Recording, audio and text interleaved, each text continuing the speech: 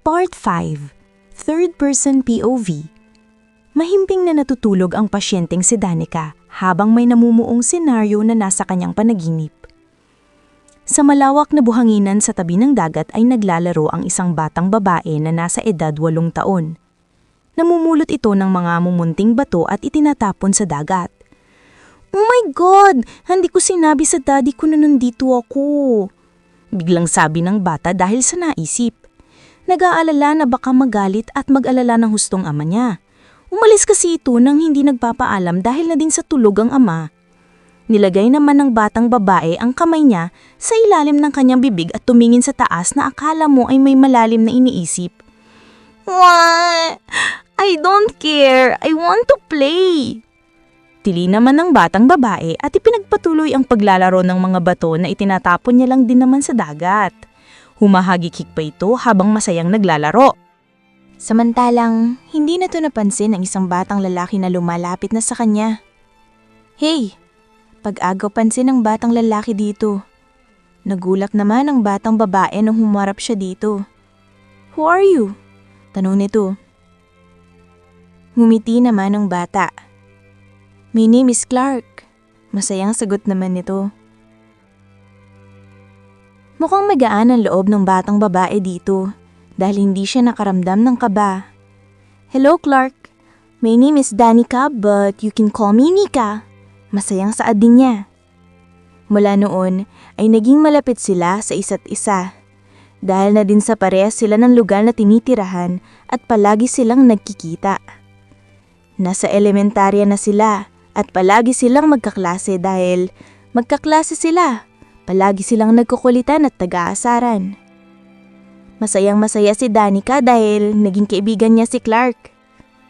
Hanggang sa tumuntong sila ng high school at doon ay nakilala niya ang bagong kaibigan na si Joy. Naging magkakilala na din sila Joy at Clark dahil pinakilala niya ito sa isa't isa. Second year junior high school sila at mas naging matatag ang pagkakaibigan nilang tatlo na Joy at Clark. Pero bigla na lamang umalis si Joy at sinabing sa Manila na itutuloy sa pag-aaral.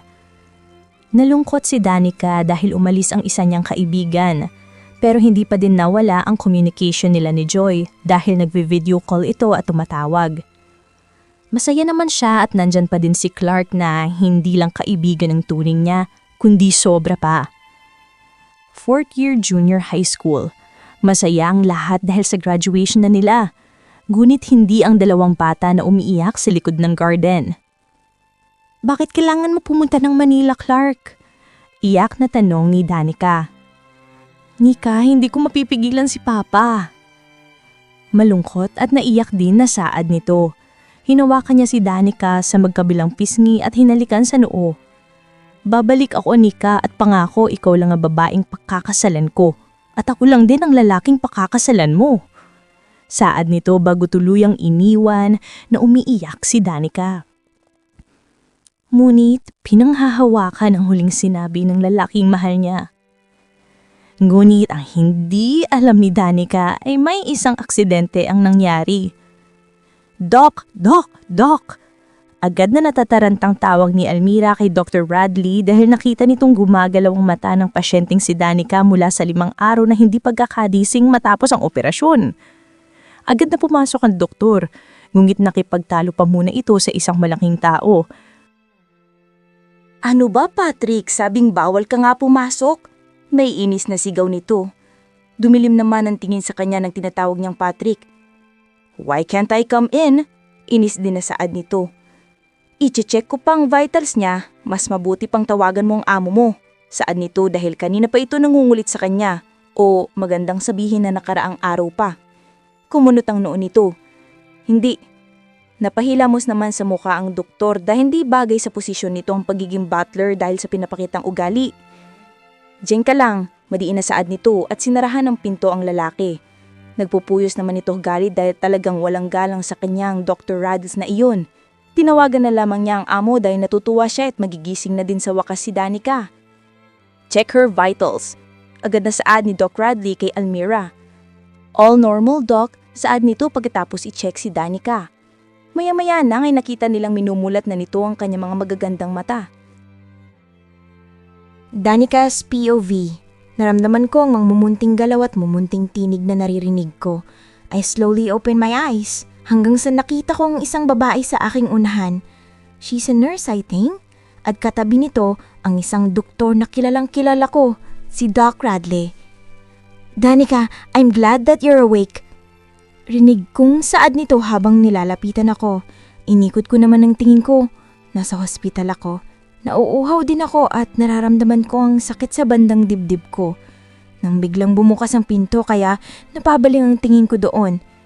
Napangiti ako dahil nakita kong si Papa ang pumasok na humahangos pa kasunod si Butler Patrick na nakangiti din. Anak, mahal mo pa ba si Clark? Nagulat naman ako dahil sa imbis na kamustahin niya ako dahil nangihina pa ako ay iyon pa ang naging bungad niya. Clark? Siya ang ex-husband ko, nakabit ng ex-best friend ko, right? Kilala ko siya. Kilalang kilala pero nang isip ko na lamang at hindi ang puso ko.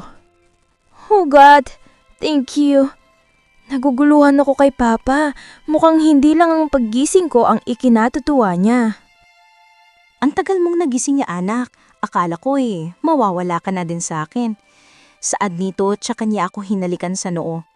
Kami na lang dito ngayon ni Papa sa kwarto dahil matapos kaninang sabihin ni Papa na kailangan kaming maiwan dalawa ay umalis sila. Mga ilang oras na din ang nakalilipas. Ngumiti naman ako. I'm now okay pa. My weak heart is gone. Nakangiti kong saad nito na mas ikinangiti niya. Nararamdaman ko ang kirot sa bandang dibdib ko dahil nading siguro sa tahi nito. Sobra ang pasasalangat ko kay Doc Radley kanina dahil naging successful ang operation ko dahil sa kanya at syempre sa donor. Mamaya ka pa daw pwedeng kumain anak at bawal kang biglain. Pagpapaalala niya. Tumanggo naman ako at pinikit ang mga mata ko. I think I miss someone that I can't explain. Anak, po, may itatanong lang ako ha. Saad niya. You're already asking pa. Napagbibiro ko dito na alam kong ikakasimangot niya.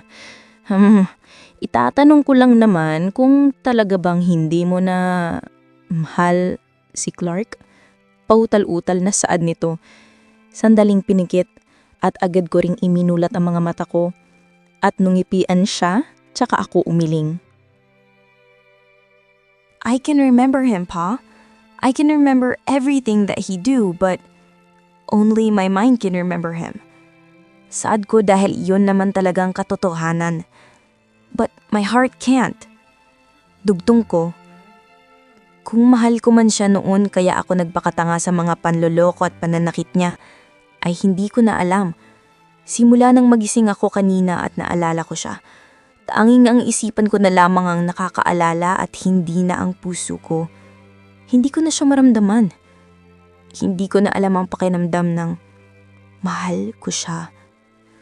Are you sure? Paninigurado nito. Tumanggo ako. I'm sure, Pa. Kung ganito ang epekto ng heart operation, then I'm so thankful. Pag-a-assure ko sa kanya. Ngumiti naman siya ulit. And now that you're okay, you can now reach your dream to be one of the model of Victoria's Secret. Masayang banggit nito na mas nakapagpangiti din sa akin.